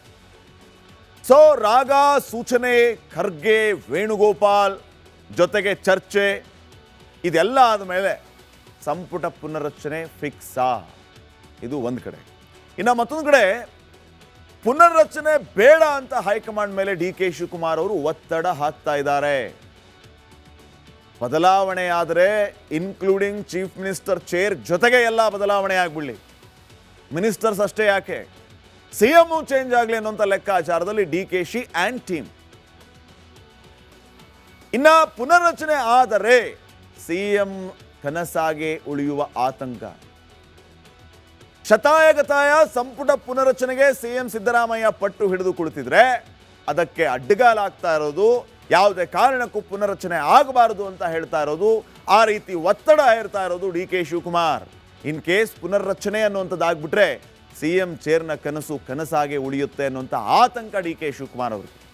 ರಾಹುಲ್ ಗಾಂಧಿ ಅವರಿಂದ ಪುನರ್ರಚನೆಗೆ ಒಪ್ಪಿಗೆ ಪಡೆಯುವಂಥ ವಿಶ್ವಾಸದಲ್ಲಿ ಸಿದ್ದರಾಮಯ್ಯ ಅವರಿದ್ದಾರೆ. ಟಗರು ಗುಮ್ಮಕ್ಕೆ ರೆಡಿಯಾಗಿದೆ. ಆದರೆ ಡಿಕೆ ಶಿವಕುಮಾರ್ ಇದಕ್ಕೆ ಶಕ್ತಿ ಮೀರಿ ಸೈಲೆಂಟ್ ಮಾಡೋದಕ್ಕೆ ಪ್ರಯತ್ನ ಮಾಡ್ತಾ ಇದ್ದಾರೆ. ಆದರೆ ಸಿದ್ದರಾಮಯ್ಯ ಅವರು ವಿಶ್ವಾಸದಲ್ಲಿದ್ದಾರೆ. ಜನವರಿ ಇಲ್ಲ ಫೆಬ್ರವರಿಯಲ್ಲಿ ಹೊಸ ಮಿನಿಸ್ಟರ್ಗಳನ್ನ ಕರ್ಕೊಂಬಂದು ಕೂರಿಸೋದೆ, ಅವ್ರಿಗೆ ಹೊಸ ಸೂಟ್ ಹೊಲಿಸೋದೆ ಅಂತ. ನೋಡೋಣ ಇದರಲ್ಲಿ ಯಾರು ಎಷ್ಟರ ಮಟ್ಟಿಗೆ ಯಶಸ್ವಿ ಆಗ್ತಾರೆ. ಯಾವುದೇ ಕಾಂಪ್ರಮೈಸ್ ಇಲ್ಲದೆ ರಿಪಬ್ಲಿಕ್ ಕನ್ನಡ 100% ನ್ಯೂಸ್ ಕೊಡುತ್ತೆ. ಅದೇ ರೀತಿ ಓರಿಯೆಂಟ್ ಬೆಲ್ ಟೈಲ್ಸ್ ಕೂಡ 100ಕ್ಕೆ 100ರಷ್ಟು ಬಲಿಷ್ಠವಾಗಿದೆ. ನವಭಾರತಕ್ಕಾಗಿ ಹೊಸ ಆಯ್ಕೆ ಮುಖ್ಯ. ಈಗ ಮುಂದಿನ ಸುದ್ದಿಗಳನ್ನು ಗಮನಿಸ್ತಾ ಹೋಗೋಣ. ನೋಡಿ, ಬಳ್ಳಾರಿಯಲ್ಲಿ ಕಾಂಗ್ರೆಸ್ ಕಾರ್ಯಕರ್ತ ರಾಜಶೇಖರ್ ಹತ್ಯೆಯ ಹಿಂದೆ ಹಲವು ರೀತಿಯ ಅನುಮಾನಗಳು ಈಗ ಮೂಡ್ತಾ ಇದೆ. ಈ ಕೇಸನ್ನ ಮುಚ್ಚಿ ಹಾಕೋದಕ್ಕೆ ಕಾಂಗ್ರೆಸ್ನವರೇ ಪ್ರಯತ್ನ ಪಟ್ರ, ಆ ರೀತಿಯ ಷಡ್ಯಂತ್ರವನ್ನ ಮಾಡಿದಾರ ಅನ್ನೋಂಥ ಅನುಮಾನಗಳು ಮೂಡ್ತಾ ಇದೆ.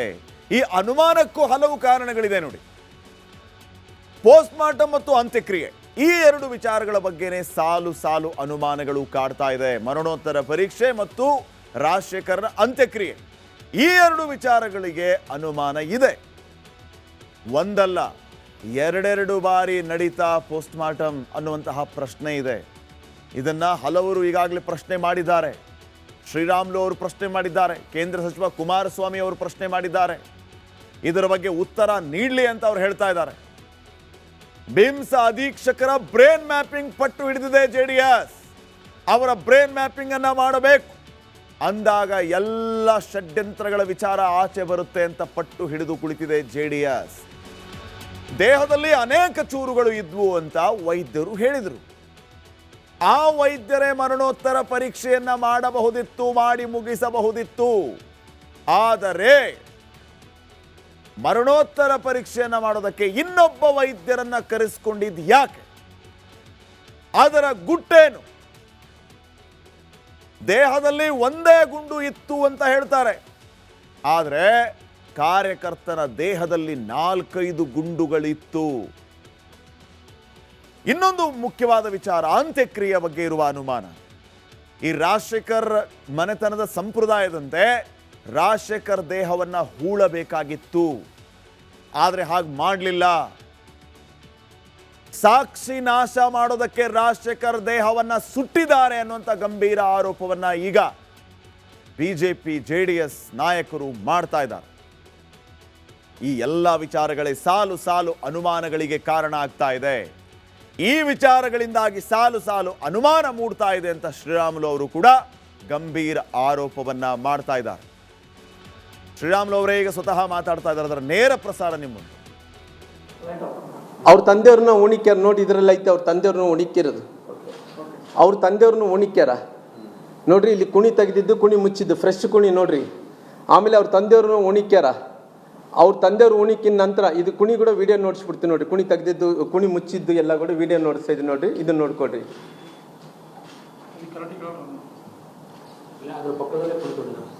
ಇಲ್ಲ ರೀ, ಅಲ್ಲಿ ನಮ್ಮ ಹರಿಶ್ಚಂದ್ರ ಘಾಟ್ ರೀ, ಎಲ್ಲಿ ನಮಗೆ ರೂಪನಗುಡಿ ರಸ್ತೆದಲ್ಲಿ ಹರಿಶ್ಚಂದ್ರ ಘಾಟ್ ಇದೆ ರೀ. ಆಂಧ್ರ ರೋಡ್ ಅಲ್ಲಿ ಹರಿಶ್ಚಂದ್ರ ಅಲ್ಲ, ಇಲ್ಲ ರೂಪನಗುಡಿ ರೋಡ್ ರೀ, ಆಂಧ್ರ ರೋಡ್ ಅಲ್ಲ. ಆಂಧ್ರ ರೋಡ್ ಬೇರೆ, ರೂಪನಗುಡಿ ರೋಡ್ ಬೇರೆ. ಈ ರೂಪನಗುಡಿ ರೋಡಲ್ಲಿ ಇದು ವರ್ಬಸಪ್ಪ ಗುಡಿ ಹತ್ರ ನಮ್ದು ಇದಿದೆ, ಘಾಟ್ ಇದೆ, ಸ್ಮಶಾನ ಘಾಟ್ ಇದೆ. ಆ ಸ್ಮಶಾನ ಘಾಟದಲ್ಲಿ ಒಂದು ಎಲೆಕ್ಟ್ರಾನಿಕಲ್ಲಿ ಸುಡ್ತಾರ, ಒಂದು ಮಣ್ಣಿನಲ್ಲಿ ಉಣಿಕ್ತಾರ. ಮಣ್ಣಿನಲ್ಲಿ ಹೊಸ ಕುಣಿ ತೆಗೆದಂಥ ಟೈಮಲ್ಲಿ ನೋಡ್ರಿ, ಹೊಸ ಕುಣಿ ತೆಗೆದಂಥ ಟೈಮಲ್ಲಿ ಅವ್ರ ತಂದೆಯವ್ರು ನೋಡ್ರಿ, ಅವ್ರ ತಂದೆಯವರು ಯಾರು ಸುರೇಂದರ್ ರೆಡ್ಡಿಯವ್ರು ನೋಡ್ರಿ. ಅವ್ರು ಸುರೇಂದರ್ ರೆಡ್ಡಿಯವರು ತಂದೆಯವರು, ಇದಪ್ಪ ಕ್ಲಿಕ್ ಮಾಡಿನಪ್ಪ. ಅವ್ರ ತಂದೆಯವರು ಸುರೇಂದರ್ ರೆಡ್ಡಿಯವರು. ಸುರೇಂದರ್ ರೆಡ್ಡಿ ಅವ್ರದ್ದು ಅವ್ರ ತಂದೆಯವರು ತೀರ್ಕೊಂಡದಂಥ ಟೈಮಲ್ಲಿ ಅವ್ರು ಉಣಿಕಿ ಅಲ್ಲಿ ಕಲ್ಲುಗುಡಿ ಇಟ್ಟು ಸುರೇಂದರ್ ರೆಡ್ಡಿ ಎಷ್ಟು ಜನನ ಮರಣ ಎರಡು ಬರ್ದಾರ. ಬೇಕಾದ್ರೆ ನೀವು ಬರೇಲ್ ಗ್ರೌಂಡಲ್ಲಿ ಹೋಗಿ ನೋಡ್ಕೊಂಡ್ ಬರ್ಬೋದು. ಅವ್ರ ತಂದೆಯವ್ರ ಪ್ರಕಾರ ಕೋಗಿಲು ಲೇಔಟ್ನ ಅಕ್ರಮ ನಿವಾಸಿಗಳಿಗೆ ಮನೆ ಕೊಡೋದಕ್ಕೆ ಎಲ್ಲ ರೀತಿಯ ತಯಾರಿಗಳಾಗಿದೆ. ಅರ್ಹ ಫಲಾನುಭವಿಗಳ ಲಿಸ್ಟ್ ಅನ್ನ ಫೈನಲ್ ಮಾಡುವಂತಹ ಆ ಕಾರ್ಯ ಚುರುಕುಗೊಂಡಿದೆ. ಶತಾಯಗತಾಯ ಇನ್ನು 2-3 ದಿನಗಳಲ್ಲಿ ಮನೆಯನ್ನ ಕೊಡೋದಕ್ಕೆ ಸರ್ಕಾರ ಸಿದ್ಧತೆಯನ್ನ ಮಾಡಿಕೊಳ್ತಾ ಇದೆ. ಈ ಮಧ್ಯೆ ಕೇರಳದಿಂದ ಮತ್ತೊಂದು ಸಂಘಟನೆ ಬಂದಿದೆ ಇವತ್ತು ಆ ಜಾಗಕ್ಕೆ, ನೋಡ್ಕೊಂಬನ್ನಿ.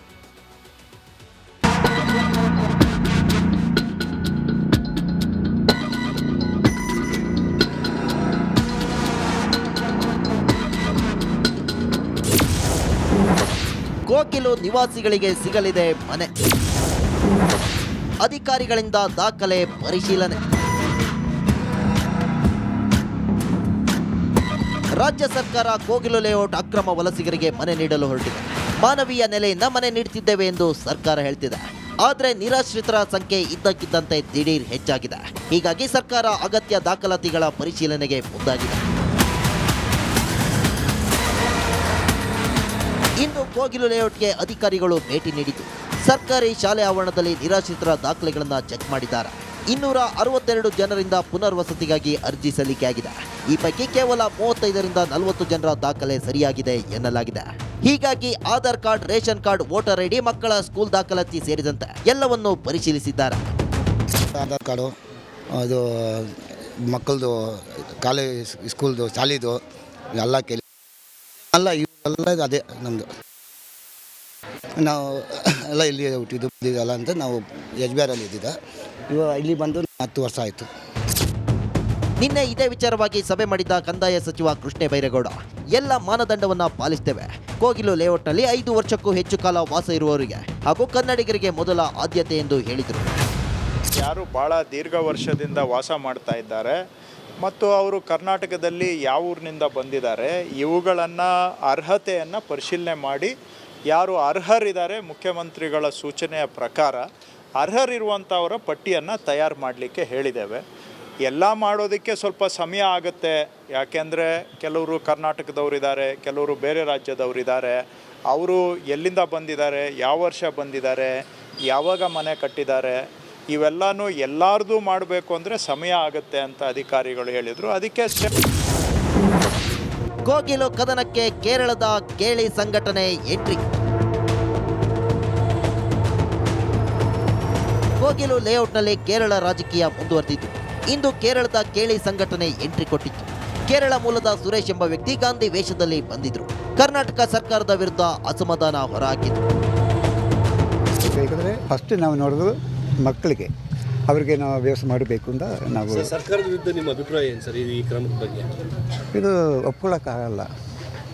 ಏನಾರು ಮನವಿ ಮಾಡ್ತೀರಾ ಸರ್ಕಾರಕ್ಕೆ? ನಾವು ಒಂದು 10 ಮನೆ ನಾವಾಗಿ ಕಟ್ಕೊಡೋಕ್ಕೆ ರೆಡಿ ಇದೆ, ಜಾಗ ಕೊಟ್ಟರೆ. ಅಲ್ಲ, ಸರ್ಕಾರ ಇದು ಸರಿಯಿಲ್ಲ. ಸರಿಯಲ್ಲ ಅಂದರೆ ಸಡನ್ನಾಗಿ, ಯಾಕಂದರೆ ಅವ್ರಿಗೊಂದು ಇದು ವ್ಯವಸ್ಥೆ ಮಾಡಿಬಿಟ್ಟು ಡಿಮಾಲಿಷ್ ಮಾಡ್ಬೋದು. ಈಗಾಗಲೇ ರಾಜ್ಯಾದ್ಯಂತ ಕೋಗಿಲು ಅಕ್ರಮ ವಲಸಿಗರಿಗೆ ಮನೆ ಕೊಡ್ತಿರೋದಕ್ಕೆ ವಿರೋಧ ವ್ಯಕ್ತವಾಗಿದೆ. ಹೀಗಾಗಿ ಇವರು ನಿಜವಾಗಲೂ ನಿರಾಶ್ರಿತರ, ಸರ್ಕಾರದಿಂದ ಮನೆಗಳನ್ನು ಪಡೆಯಲು ಯೋಗ್ಯರ, ನಕಲಿ ದಾಖಲೆಗಳು ಇದ್ದಾವ, ಹೀಗೆ ಎಲ್ಲವನ್ನ ಅಧಿಕಾರಿಗಳು ಪರಿಶೀಲಿಸುತ್ತಿದ್ದಾರೆ. Sattar, metro bureau, republic Kannada.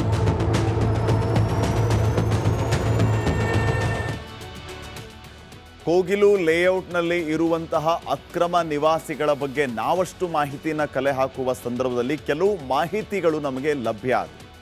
ಒಂದೇನಂತಂದರೆ, ಒಂದು ನೆರೇಟಿವನ್ನು ಅಲ್ಲಿ ಸೆಟ್ ಮಾಡುವಂತಹ ಕೆಲಸ ಆಗ್ಬಿಟ್ಟಿದೆ. ಯಾರಾದರೂ ಬಂದು ಕೇಳಿದರೆ ನಿಮ್ಮನ್ನು ನೀವು ಈ ರೀತಿ ಹೇಳಬೇಕು ಅಂತ ಹೇಳಿ, ಅದನ್ನು ನಾವು ಮಾಹಿತಿ ಪತ್ತೆ ಹಚ್ಚುವಂತಹ ಸಂದರ್ಭದಲ್ಲಿ ಕೆಲವು ಆಶ್ಚರ್ಯಕರ ವಿಚಾರಗಳು ಗೊತ್ತಾದವು. ಅಲ್ಲಿಯೂ ಅವ್ರನ್ನ ಲಾಕ್ ಮಾಡುವಂಥ ಕೆಲಸ ಆಯಿತು. ಯಾರಾದರೂ ಬಂದು ನೀವು ಎಷ್ಟು ವರ್ಷದಿಂದ ಇಲ್ಲಿದ್ದೀರಿ ಅಂತ ಕೇಳಿದರೆ 30 ವರ್ಷದಿಂದ ನಾವು ಇಲ್ಲಿದ್ದೀವಿ ಅಂತ ಹೇಳಿಕೊಟ್ಟಿದ್ದಾರಂತೆ. ನಾವು ಅಂಥವ್ರಿಗೆ ಪ್ರಶ್ನೆ ಮಾಡಿದ್ವಿ, ನೀವು ಎಷ್ಟು ವರ್ಷದಿಂದ ಇಲ್ಲಿದ್ದೀರಿ? ಅವರ ಉತ್ತರ, ನಾವು 30 ವರ್ಷದಿಂದ ಇದ್ದೀವಿ. ನಿಮ್ಮ ವಯಸ್ಸೆಷ್ಟು ಅಂತ ಕೇಳಿದರೆ 28. ನೋಡಿ ಯಾವ ರೀತಿ ನೆರೆಟಿವನ್ನು ಸೆಟ್ ಮಾಡಿದ್ದಾರೆ. 30 ವರ್ಷದಿಂದ ಇದ್ದಾರಂತೆ, ನಿಮ್ಮ ವಯಸ್ಸೆಷ್ಟು ಅಂತ ಕೇಳಿದರೆ 28. ಎಲ್ಲಿಂದ ಬಂತ್ರಿ 30 ವರ್ಷ?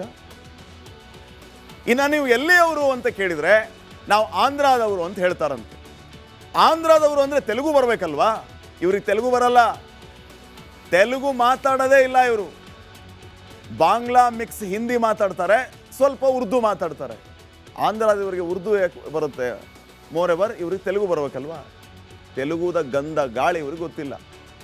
ಇಂಥವ್ರಲ್ಲಿ ಬಂದಿರೋದು ಇದು ಅಸಲಿ ಮಾಹಿತಿ ವೀಕ್ಷಕರೇ, ನಾವು ಕಲೆ ಹಾಕಿರುವಂಥ ವಿಚಾರ.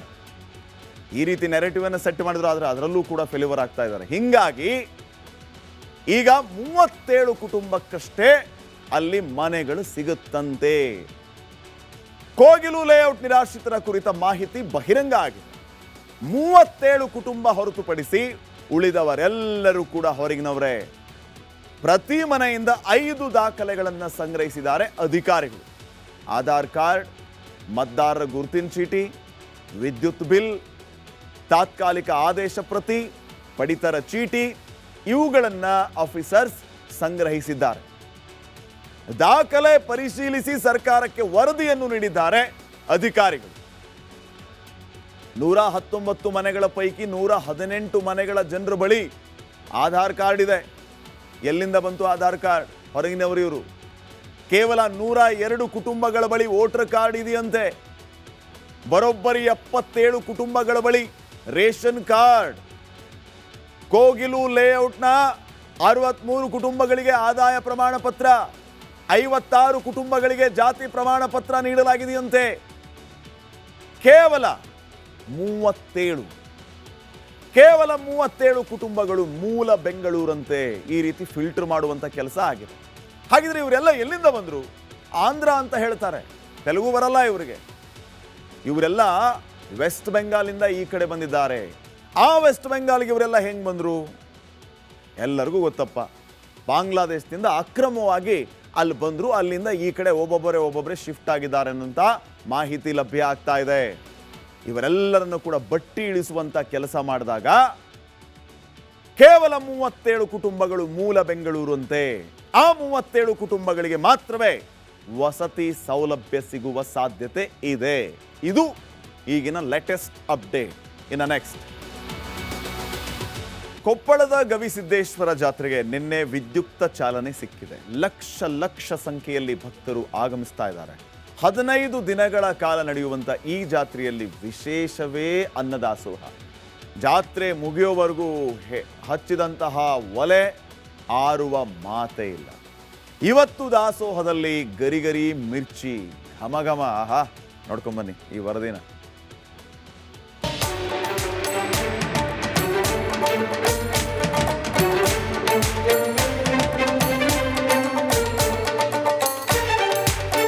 ಕೊಪ್ಪಳದ ಗವಿಮಠದ ಜಾತ್ರೆ, ಅದು ಜನಜಾತ್ರೆ. ಕಣ್ಣು ಹಾಯಿಸಿದಷ್ಟು ದೂರ ಭಕ್ತಕೋಟಿ, ಕಾಲಿಡೋದಕ್ಕೂ ಜಾಗ ಇರೋಲ್ಲ. ನಿನ್ನೆಯ ಮಹಾರಥೋತ್ಸವದ ಈ ದೃಶ್ಯಗಳನ್ನೊಮ್ಮೆ ನೋಡಿ. ಕೊಪ್ಪಳ ಗವಿ ಜಾತ್ರೆಯಲ್ಲಿ ಭಕ್ತಕೋಟಿ. 2ನೇ ದಿನ ಭರ್ಜರಿ ಮಿರ್ಚಿ ಜಾತ್ರೆ.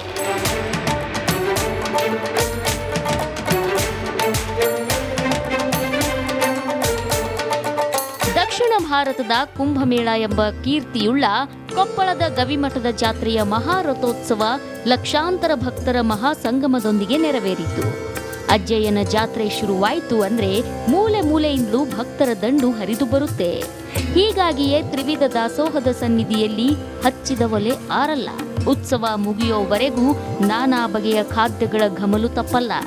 ಇಂದು 2ನೇ ದಿನ ಮಿರ್ಚಿ ಜಾತ್ರೆ ನಡೆಯಿತು. 2ನೇ ದಿವಸಕ್ಕೆ ಇನ್ನೂ ಒಂದು ಹೆಸರು ಕೂಡ ಕರೀತಾರೆ. ಅದಕ್ಕೇನಂದ್ರೆ ಮಿರ್ಚಿ ಜಾತ್ರೆ ಅಂತ ಕರೀತಾರೆ. ಮಿರ್ಚಿ ಜಾತ್ರೆ ಅಂತ ಯಾಕೆ ಕರೀತಾರೆ ಅಂದ್ರೆ ಇಲ್ಲಿ ಬರ್ತಕ್ಕಂತಹ ಲಕ್ಷಾಂತರ ಜನ ಭಕ್ತರಿಗೆ ಮಿರ್ಚಿಯನ್ನ ಪ್ರಸಾದದಲ್ಲಿ ಕೊಡ್ತಾರೆ. ಹೀಗಾಗಿ ಇದಕ್ಕೆ ಮಿರ್ಚಿ ಜಾತ್ರೆ ಅಂತ ಕೂಡ ಒಂದು ಹೆಸರು. ಇವತ್ತು ಈ ಮಿರ್ಚಿ ಜಾತ್ರೆಯಲ್ಲಿ ಆ ಮಿರ್ಚಿಗಳನ್ನು ತಯಾರು ಮಾಡೋ ಜಾಗದಲ್ಲಿ ನಾನು ಇದೀನಿ. ನೀವು ವಿಜುವಲ್ಸ್ ಗಳನ್ನ ತೋರಿಸ್ತಾ ಹೋಗ್ತೀನಿ. ನನ್ನ ಎಡಭಾಗದಲ್ಲಿ ನೀವು ನೋಡ್ತಾ ಇರ್ಬೋದು, ನಿರಂತರವಾಗಿ ನಡೆಯುತ್ತೆ. ಈಗ ದೃಶ್ಯಗಳಲ್ಲಿ ನೋಡ್ತಾ ಇರ್ಬೋದು, ಏನು ಬಾಂಡ್ಲೆಗಳಲ್ಲಿ ಮಿರ್ಚಿಯನ್ನ ಬಿಟ್ಟು ಮಿರ್ಚಿಯನ್ನ ತಯಾರು ಮಾಡ್ತಕ್ಕಂತಹ ಕೆಲಸ ನಡೀತಾ ಇದೆ. ಸುಮಾರು 500 ಜನರಿಂದ ಈಗಾಗಲೇ ಮಿರ್ಚಿಯನ್ನ ಮಾಡ್ತಕ್ಕಂತಹ ಕೆಲಸ ನಿರಂತರವಾಗಿ ನಡೀತಾ ಇದೆ ಅಂತ ಹೇಳ್ಬೋದು. 11 ವರ್ಷಗಳಿಂದ ಸಮಾನ ಮನಸ್ಕರ ಬಳಗದ ತಂಡದವರು ಈ ಮಿರ್ಚಿ ಸೇವೆ ಮಾಡುತ್ತಿದ್ದಾರೆ. ಸಣ್ಣದಾಗಿ ಆರಂಭವಾದ ಮಿರ್ಚಿ ದಾಸೋಹ ಇಂದು ಲಕ್ಷ ಮಂದಿಗೆ ತಲುಪುತ್ತಿದೆ. ಯಾರಿಂದಲೂ ಹಣ ಪಡೆಯದೆ ಸ್ವಂತ ಹಣ ಹಾಕಿ ಮಿರ್ಚಿಯನ್ನ ಉಣಬಡಿಸುತ್ತಾರೆ. ಸಮಾನ ಮನಸ್ಕರ ಗೆಳೆಯರ ತಂಡದಿಂದ ಸುಮಾರು 6 ಲಕ್ಷ ಮಿರ್ಚಿಗಳನ್ನು ಇವತ್ತಿನ ಪ್ರಸಾದಕ್ಕೆ ಅರ್ಪಿಸ್ತಾ ಇದ್ದೀವಿ.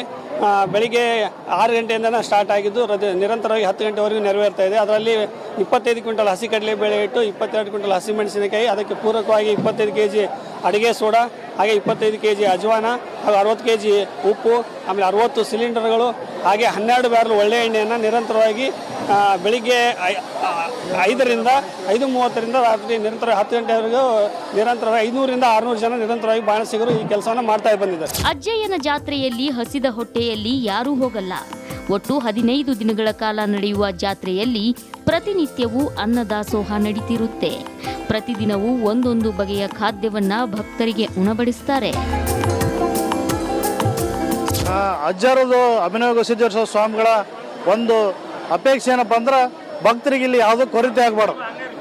ಅವರು ಮೊದಲೇ ಅವರ ಮನಸ್ಸಿನ ಮಾತು ಏನಂದ್ರೆ, ಇದು ಗವಿಮಠ ಭಕ್ತರ ತವ್ರ ಮನೆಗೆ ಬಂದಂಗೆ ಇಲ್ಲಿ ಬಂದವರು ಆರಾಮಾಗಿ ಭಕ್ತರು ಇದ್ದು ಹೋಗ್ಬೇಕು ಅನ್ನೋದು ಅವರ ಒಂದು ಮಹದಾಸೆ. ಅವರ ಆಸೆಯಂತೆ ಇಲ್ಲಿ ಎಲ್ಲವೂ ಸಿಗ್ತಾವೆ. ಬಹುಶಃ ಇವತ್ತು ಮಿರ್ಚಿ ಇರ್ಬೋದು, ನಿನ್ನೆ ತುಪ್ಪದ ಮೈಸೂರು ಪಾಕ್ ಇರ್ಬೋದು, ಜಿಲೇಬಿ ಇರ್ಬೋದು, ರವಾ ಉಂಡೆ ಇರ್ಬೋದು. ಹೀಗೆ ಕೊಪ್ಪಳದಲ್ಲಿ ಗವಿಸಿದ್ದೇಶ್ವರ ಜಾತ್ರೆಯ ವೈಭವ ಮೇಳೈಸಿದ್ದು 15 ದಿನಗಳ ಕಾಲ ಭಕ್ತರ ಕಾರುಬಾರು ನಡೆಯಲಿದೆ.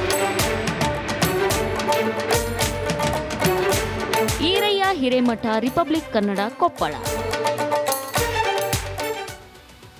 ಗವಿಸಿದ್ದೇಶ್ವರ ಜಾತ್ರೆ ಇಡೀ ವಿಶ್ವದಲ್ಲೇ ಫೇಮಸ್.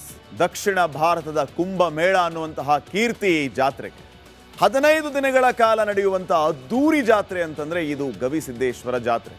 ಮಹಾರಥೋತ್ಸವದಲ್ಲಿ ಹತ್ತಿರ 10 ಲಕ್ಷಕ್ಕೂ ಹೆಚ್ಚು ಜನ ಭಾಗಿಯಾಗ್ತಾರೆ. ಲಕ್ಷಾಂತರ ಭಕ್ತರ ಮಧ್ಯೆ ಹಾದು ಹೋಗುತ್ತೆ ಅಜ್ಜನ ತೇರು. ಗವಿಸಿದ್ದೇಶ್ವರ ಜಾತ್ರೆಯಲ್ಲಿ ದಾಸೋಹವೇ ಒಂದು ವಿಶೇಷ. ಅಲ್ಲಿ 1 ತಿಂಗಳ ಕಾಲ ಲಕ್ಷಾಂತರ ಭಕ್ತರಿಗೆ ನಿರಂತರವಾಗಿ ದಾಸೋಹ. ಜಾತ್ರೆ ಮುಗಿಯೋವರೆಗೂ ಹಚ್ಚಿದ ಒಲೆ ಆರೋದೇ ಇಲ್ಲ. ಇಲ್ಲಿ ಅಜ್ಜಯ್ಯನ ಜಾತ್ರೆಯಲ್ಲಿ ಹಸಿದ ಹೊಟ್ಟೆಯಲ್ಲಿ ಯಾರೂ ಕೂಡ ವಾಪಸ್ ಹೋಗುವಂಗಿಲ್ಲ. ಟಿವಿ ಮುಂದೆ ಈಗ ಕೂತ್ಕೊಂಡು ಸಪ್ಪೆ ಊಟ ಮಾಡ್ತಾ ಇರೋರು ದಯವಿಟ್ಟು ನನ್ನ ಬೈಕಳಕ್ಕೆ ಹೋಗಬೇಡಿ. ಏನು ವೆರೈಟೀಸ್ ಗೊತ್ತಾ? 10 ಲಕ್ಷ ಮೈಸೂರು ಪಾಕು, 5 ಲಕ್ಷಕ್ಕೂ ಹೆಚ್ಚು ಮಿರ್ಚಿ, 25 ಟನ್ ಮಾದ್ಲಿ ಅಂದರೆ ಚಪಾತಿ, ಬೆಲ್ಲ, ಕೊಬ್ಬರಿ ಎಲ್ಲ ಮಿಕ್ಸ್ ಮಾಡಿ ತುಪ್ಪದಲ್ಲಿ ಹುರಿಯುವಂಥ ಒಂದು ವಿಶೇಷವಾದ ಖಾದ್ಯ. 2 ಲಕ್ಷ ರವೆ ಉಂಡಿ, 800 ಕ್ವಿಂಟಾಲ್ ಅಕ್ಕಿ, 11,000 ಜೋಳದ ರೊಟ್ಟಿ, ಸಜ್ಜಿ ರೊಟ್ಟಿ. ಬಾಯಲ್ಲಿ ನೀರು ಬರ್ತಾ ಇದೆಯಲ್ಲ. ಹಿಂಗೆ ಬಗೆಯ ಖಾದ್ಯಗಳನ್ನು ಮಾಡ್ತಾರೆ. ಇದನ್ನು ತಿನ್ನೋದಕ್ಕೆ ಅಂತ ದೂರದ ಊರುಗಳಿಂದ, ಅಜ್ಜನ ಪ್ರಸಾದ ಸ್ವೀಕರಿಸೋದಕ್ಕೆ ಅಂತ ಊರುಗಳಿಂದ ಜನ ಅಲ್ಲಿ ಬರ್ತಾರೆ. ಇದೇ ವಿಶೇಷ. ನಮ್ಮ ಕೊಪ್ಪಳದ ಪ್ರತಿನಿಧಿ ಈರಯ್ಯ ಅವರು ನಮಗೂ ಇದನ್ನು ಪಾರ್ಸಲ್ ಕಳಿಸ್ಲಿ. ನಾವು ಹೇಳಿದ್ದೀವಿ ಇವೆಲ್ಲ ಐಟಮ್ಸ್ ಇದೆ ಅಂತ. ನಮ್ಮ ಪ್ರತಿನಿಧಿ ನಮಗೆ ಪಾರ್ಸಲ್ ಕಳಿಸ್ತಾರೆ ಅನ್ನುವಂತಹ ಆಶಾಭಾವ ನಮ್ಮದು ಕೂಡ. ನೀವು ಕೂಡ ಕೊಪ್ಪಳ ಜಾತ್ರೆಗೆ ಹೋಗಿ ಇವೆಲ್ಲವನ್ನು ಕೂಡ ಕಣ್ತುಂಬ ನೋಡಿ ಆ ಗವಿಸಿದ್ದೇಶ್ವರರ ಕೃಪೆಗೆ ಪಾತ್ರರಾಗಿ. ಇದಾಗಿತ್ತು ಇವತ್ತಿನ ಕರ್ನಾಟಕ ಪ್ರೈಮ್ ಟೈಮ್. ನೋಡ್ತಾ ಇರಿ ರಿಪಬ್ಲಿಕ್ ಕನ್ನಡ, ಇದು ನಿಮ್ಮ ಧ್ವನಿ. ನಮಸ್ಕಾರ.